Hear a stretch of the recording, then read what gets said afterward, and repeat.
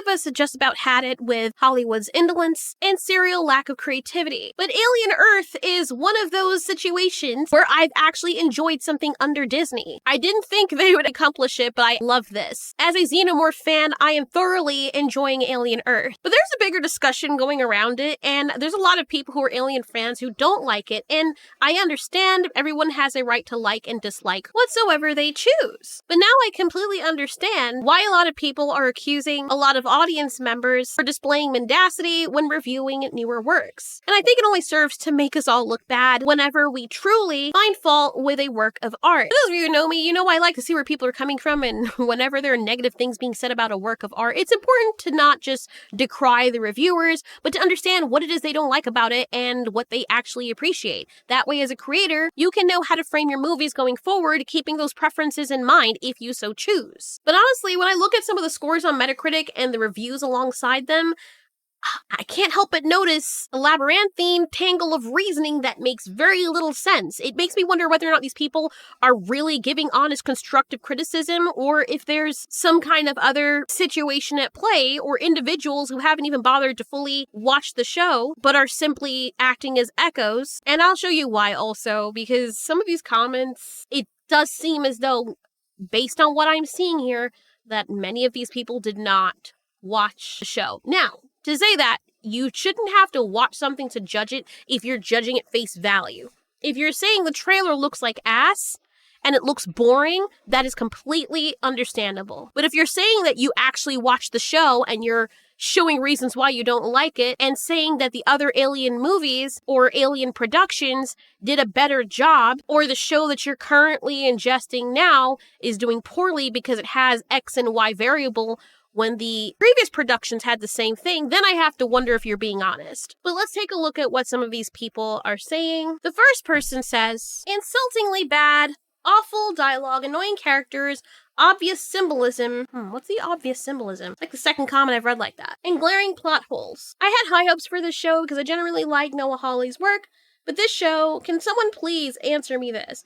I know it may sound nitpicky, but how can an Earth that has FTL, cyborgs, and generally incredible tech not think to invest in a planetary defense system? You know, in case asteroids or ships happen to crash land in populated metropolis, how am I supposed to take the rest of the show seriously when it doesn't even respect the audience enough to write believable scenarios?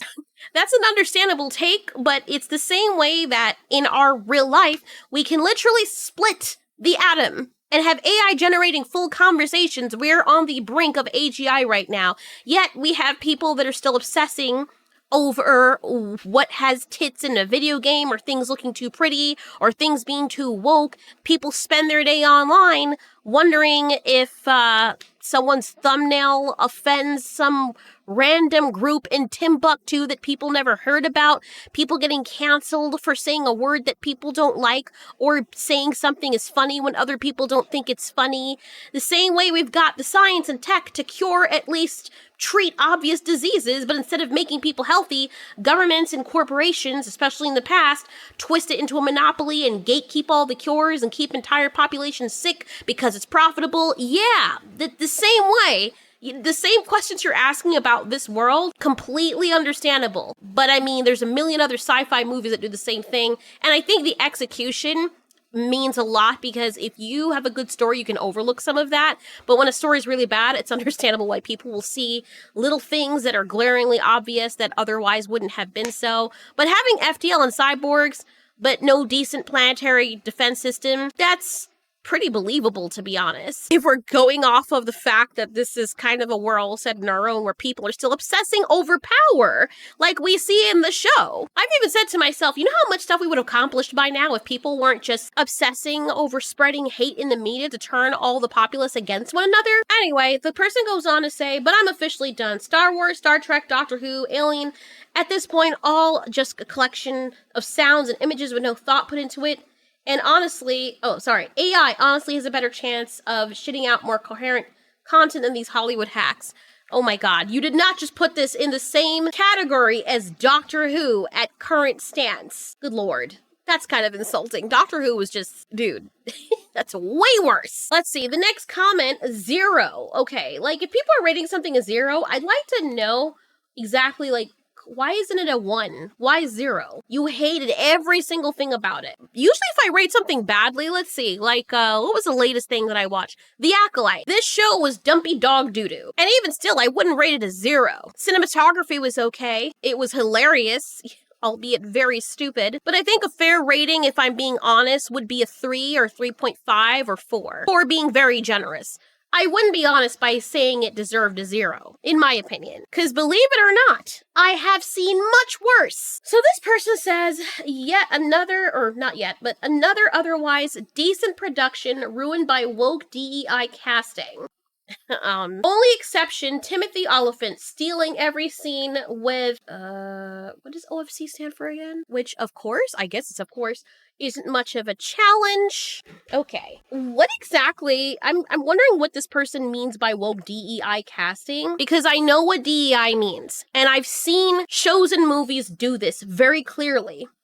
But I hope you don't mean that because there's a diverse cast, that it's woke DEI. I mean, there's girls in it, there's people of different colors in it, so what exactly is woke about it? Especially considering that the very first Alien movie from 1979 had a female as the star, and had other colors and women in it. This dude, which actually, eerily enough, looks a lot like the dude who's the, augmented human in Alien Earth, was one of the stars. Sigourney Weaver is the star for several of the movies in this franchise. As a matter of fact, I think every Alien movie save maybe one, wait, I can't even say it, that was Alien and Predator. Every Alien movie that I've seen, every Alien production that I've seen so far has a woman as the star of the production. So exactly what is it that's woke about it? This is why people, like ignorant people, will come out, and if I give a negative review or certain other YouTubers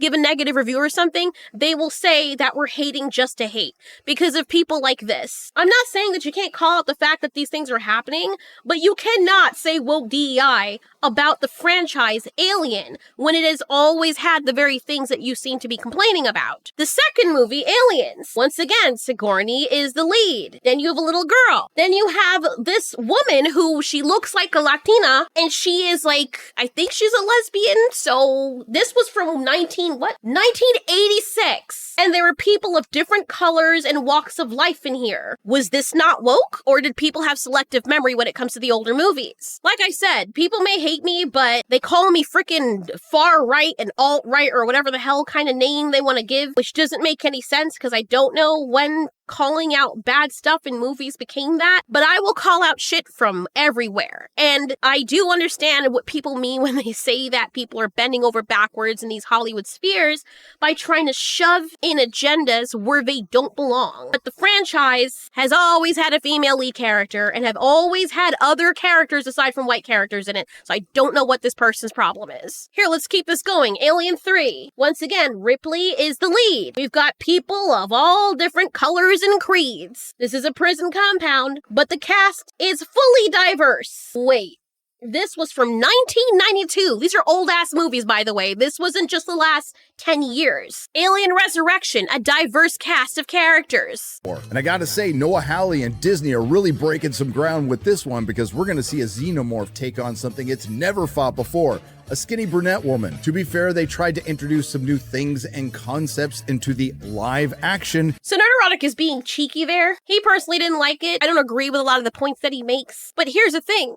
He's being sarcastic with it by saying that the alien is taking on a skinny brunette woman, which is what it's always done. And it was able to do that throughout the franchise while introducing new things in each movie. No matter how gimmicky they may seem, they're still sticking to formula. At least they're not changing the person. Imagine if we had a freaking 7-foot tall Indian man that was now the star. Not that that would be a problem in this particular franchise, but we can't be saying, hey, stop changing stuff. The Doctor Who, everybody, this has always been this type of character. This has been the archetype for this franchise or this titular production. Let's stick to that and stop trying to DEI things, as people put it. But then when Alien does stick to it, no, this is problem. We need to see something else. Like, I mean, we are giving that. And one thing I can say about Alien Earth, I'm definitely not saying it's perfect. It does have its issues too, trust me. But at the very least, it has a wide array of characters. And to me, most of them are likable, or at the very least, intriguing. Smee, I think, being my favorite, because I think out of all the kids, he is the only adult here that feels like he's actually embodied a child. Like it's actually a child in an adult synthetic body. Slightly's not bad either. I like that.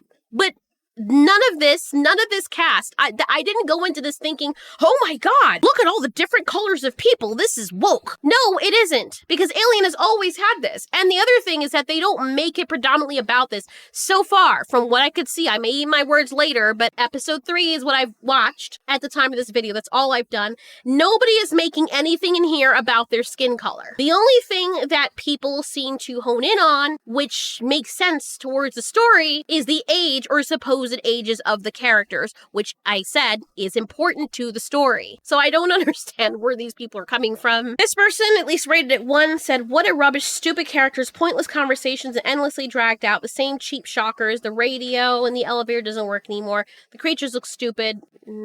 Okay. Everyone is somehow cyborgs or something. Shame on you. Follow up. It gets worse with each episode. So much secondhand embarrassment in the second episode is just bad.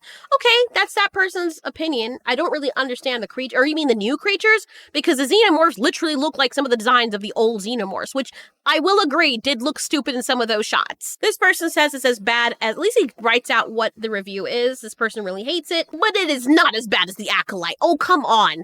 This is leagues above the, good lord, man, stop giving the Acolyte so much credit. That thing is dog water. This might not be the best thing ever in terms of Alien Earth, but you're really comparing this to the Acolyte? Are we serious?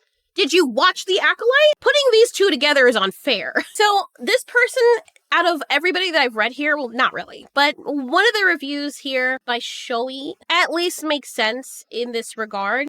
And I have to laugh because the person does have a point, or several for that matter. They say, watch the first 2 episodes last night. What a mess. It actually started off decently on the ship with Mr. Tang, the creep, and a crew that looked very promising. I thought we'd get 3 or 4 episodes of build-up on board as they head back to Earth, but nope. Straight to crash, cut 20 minutes in.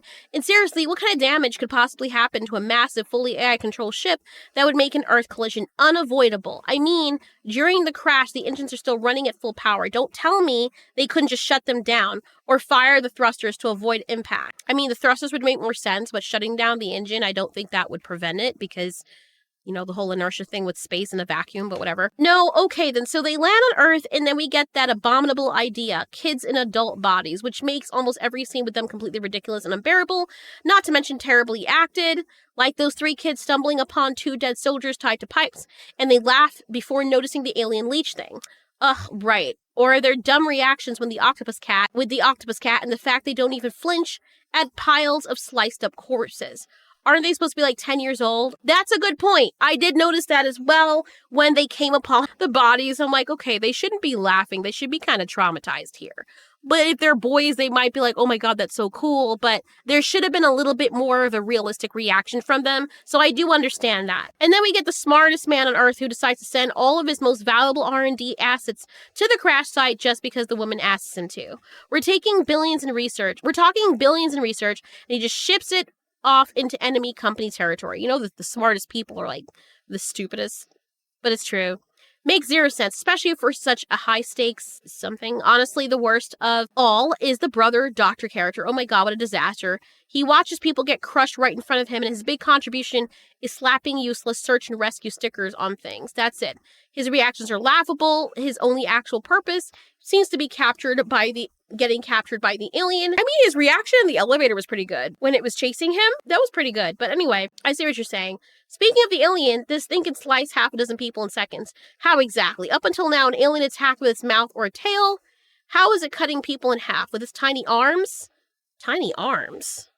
what is it, a T-Rex? I don't know what you're talking about or what alien you're looking at, but the xenomorph does not have tiny arms. You know how strong these things are? They can straight up claw straight through metal. So tiny arms, look at the freaking side on their tail. Tiny arms? Tiny. That's not the word I would use to describe their arms. I've seen those arms do very horrible things. Xenomorphs use their blood, they use their teeth, they use their tail, they use their arms. The only thing I haven't seen them do outright is kick with the back legs. That's about it. But these arms are not tiny, so I don't know what you're talking about. At least it looks strong and dangerous, though apparently only when the script feels like it. There are a few times where they do play up the alien to be a lot more suspenseful than otherwise would have been shown, so I get where the person is coming from. Some of the script could have been better, but I really don't think it's fair for people to say, like, put this in the same clearance aisle box as the Acolyte. That's not honest. Okay, maybe it is from their point of view, but having watched the Acolyte fully through, I can honestly say this is a far cry from that. So this person says, poor writing, which hits audience over the head with symbolism that clearly only is being used to promote a future re-release of Peter Pan, video clips from Ice Age movies literally superimposed over the characters in an alien story while they have a whimsical emotional moment during a plot where everyone should be horrified for their lives and fleeing in total fleeing panic.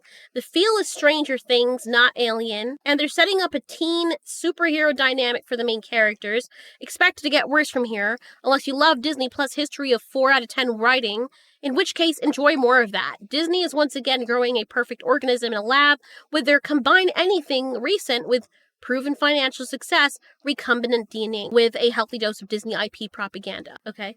I actually thought this show would be worse, but certainly it's not good. It's probably more like a 6.5 out of 10, but I have to rate this low to offset the Disney Utani bots. You can bet some of these glowing 10 out of 10 reviews are Disney Utani androids posting. I do see some of that. You can tell some of the very 10 out of 10 reviews are, I don't know. They just feel fake. These negative reviews, at least you could tell, okay, these are real people writing this. This actually feels like a real review, so I will give that person, but reviews like this, let's see if I can find that one. After watching the first 2 episodes of Alien Earth, I loved it. The story is a masterclass in building tension, the cast is phenomenal, and the special effects are just incredible. They really don't hold back on the bloodbaths you'd hope for in a show like this. The aliens are terrifying, the action is visceral and intense. If you're a fan of the Alien franchise or just love great sci-fi, you won't want to miss this. This reads like someone who was paid to put this into a bot and spit it out. I'm sorry, it does not read like a real person. There's nothing wrong with wanting to fix your grammar before you put up something, but it has to at least feel like a real person wrote it, which this does not. This person says 10 out of 10. This might be a real review, says haters can't appreciate anything these days. I loved it, and I'd say it's 100% a masterclass so far. Masterpiece so far. So far. Keywords, because this is only episode 3 at the time these reviews were written. As you can see, it's August 17, 2025. This video was made on the 20th. So we've only watched episode 3. So this person's at least saying so far. And I agree, I wouldn't say it's a complete masterpiece, but it is very enjoyable for me personally. The person goes on by saying it pays homage, supposed to be an H after that, but whatever, to everything that made the original film series so special, has a huge production budget that exploits the ambition of the writers, unlike other shows that have a small set with boring soap opera plots to fill the episodes. In Alien Earth, we have true exploration into the idea of AI, synthetic bodies, and the dilemma of the evolution and survival of technology. I don't know what people really want from Alien franchise. When a new film is released, they always criticize it. Even the originals got criticized back then. I get where people are coming from, and I don't think it's fair to just say everyone who dislikes this is being dishonest and they're all just haters. But honestly, I am also kind of at a loss as to what people expect from the Alien franchise at this point. Like, we have to introduce new things. Otherwise, it's just a repeat of the same exact story over and over again, which I hate, because when you start doing that, you're no longer paying homage to the original. You're just beating a dead horse. It's like you're taking what was and reanimating it and just using it as a husk. It's just a very weird, fickle shell of the original with no soul inside of it. As long as it still carries the atmosphere and feels like Alien, I think it's still doing its job. Throughout the so-called good movies and the ones that people call bad, Alien has always still felt like Alien, to me anyway. It's a franchise that's never been afraid to try new directions. As I've said, I'm a Jurassic Park fan, and to me, the original 3 Jurassic Parks were the real ones. To be honest, the rest of those Jurassic World money-grabbing pieces of crap don't even feel like the same series anymore. Like the review that I'd done for Jurassic World Rebirth that got blocked, and I have to wait a month before it is, be able to be seen again. So if you're back in the past and you're watching this and it's not up there, that's why. I did a full breakdown on why these other movies, these new movies that are calling themselves Jurassic World, have nothing to do with the originals. The dinosaurs don't feel like dinosaurs anymore. They're just freaking standing there and roaring and waiting for the main cast to run. All the supposed good guy characters that are so insufferable end up walking away scot-free. You have a cast of about 11 characters and they all make it out without so much as a fart or a molecule of said gas emission from a dinosaur on them. With Alien, at least it still feels like Alien, even when the story or execution changes, even if it's not perfect. So yeah, I understand the criticism, but I'm really curious as to what fans of the Alien franchise really want at this point, because to me it feels as though the DNA of the franchise is still very much there. This person left a fair review, says that the show is not for him or her, and the acting and the writing is bad. And they said there are some pretty cheap and cheesy scenes in the show that just bring it down several notches for me. I'm glad there are people out there that seem to be enjoying the show, but it's just not for me. And I think that's very respectful and fair. Anyway, what I really like about Alien Earth so far, up to episode 3, since that's the last one out right now, is the suspense and the mystery. And I love my Smee over here, man. He's my favorite character. And Timothy's character, too. These 2 guys are having the time of their life. And also, my other favorite character is this badass villain? I don't know what he is. He's a freaking anime villain, dude. It was so freaking creepy. I mean, he's a cyborg, and it was so creepy. I'll just show you the scene. Thank you.